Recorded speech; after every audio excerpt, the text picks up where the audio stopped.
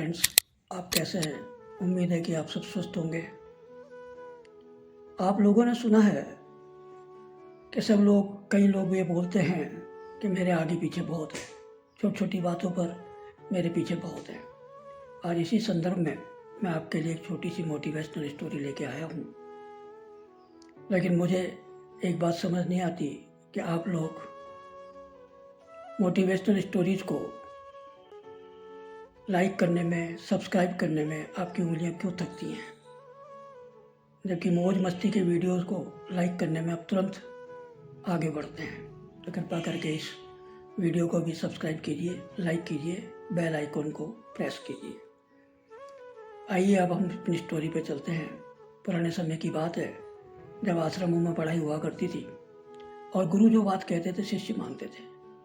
अगर भरी धूप को भी अगर गुरु ये कह दे कि भी अंधेरा है, तो शिष्य ये समझते थे कि गुरु की कोई बात होगी तभी उन्होंने कहा कि अंधेरा है। आज के युग में तो कोई नहीं मानता। उनका एक शिष्य था जो हर बात पे कहता था मेरे आगे पीछे बहुत है। एक दिन जो शिष्य आया, कहना गुरु मेरी नौकरी लग गई। गुरु ने कहा बधाई हो, बहुत अच्छा बेटा, आगे बढ़ो।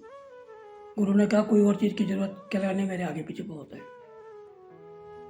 थोड़े दिन बाद उसकी शादी हो गई, तब आया, तब भी बोला मेरे आगे पीछे बहुत है। हर बात पे ही बोलता। गुरु ने कहा बेटा चल, तू कहता आगे पीछे बहुत है, एक बार एक परीक्षा ले ली जाए। शिष्य ने कहा ठीक है गुरु। गुरु ने कहा कि मैं तेरे को ये दवाई दे रहा हूँ, इस दवाई को तू रात को पी लेना। सुबह लोगों की नज़रों में तू मरा हुआ होगा, लेकिन तू जीवित होगा, अंदर से सब बात सुनेगा। आज के टाइम पे तो कोई मानने को तैयार ही नहीं होगा, लेकिन पुराना समय था, शिष्य को गुरु पे भरोसा था, उसने वो दवाई ले ली। शाम के समय वो अपनी चौपाल पे बैठे दोस्तों में गप्पे मारता रहा और रात को उसने वो दवाई ले ली। सुबह घर में हाहाकार मच गया कि बेटे की डेथ हो गई। बाप रो रहा कि हे भगवान तुम मुझे ले जाता। माँ दहाड़े मार मार के रो रही कि इसकी जगह मुझे ले जाता। बीवी दहाड़े मार के रो रही कि मुझे ले जाता, मेरा उनको विधवा कर दिया। इस तरीके सब रो रहे। थोड़ी देर में दोस्त आए। दोस्तों ने कहा कि रात को तो हमारे साथ अच्छी तरह था, इसको एकदम क्या हो गया? खैर विलाप चलता रहा। थोड़ी देर में गुरुजी आ गए। गुरुजी ने कहा क्या हुआ? तो लड़के का बाप बोला कि देखो आपका शिष्य चला गया। गुरुजी ने कहा कल तो ये मेरे पास आया था, अच्छी तरीके से बात कर रहा था, इसको अचानक क्या हो गया? कह रहे चलो मैं देखता हूँ। गुरुजी अंदर गए और बाप से बोले कि मैं इसको ठीक कर दूंगा, जिंदा कर दूंगा, लेकिन मेरी एक शर्त है कि इसकी जगह किसी एक को मरना होगा। हालांकि ऐसा कोई नहीं करता। तो गुरुजी ने सब माँ से पूछा। माँ ने कहा पागल हो रहे हो क्या? अगर मैं मर जाऊंगा डोकरे का ध्यान कौन रखेगी? मैं मर जाऊंगी तो डोकरे का ध्यान कौन रखेगा? बाप से पूछा। बाप ने कहा मेरा क्या दिमाग खराब है? एक चला गया तो कोई बात नहीं, दूसरा बेटा तो है मेरे पास। बीवी से पूछा।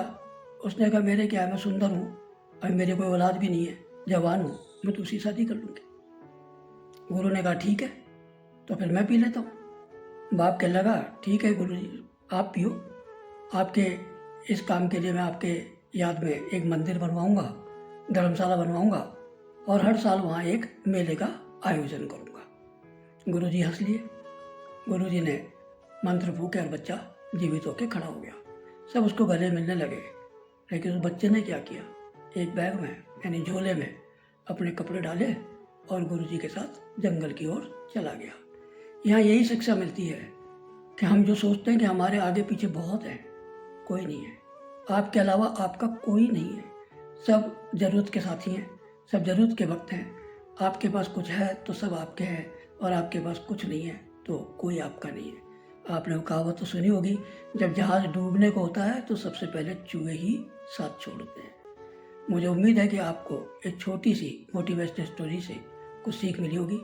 फिर कहता हूँ कि आप मोटिवेशनल स्टोरीज को लाइक कीजिए, सब्सक्राइब कीजिए, बेल बटन को प्रेस कीजिए, ताकि हम आपके लिए अच्छी अच्छी कहानियाँ लेकर के आएँ। धन्यवाद।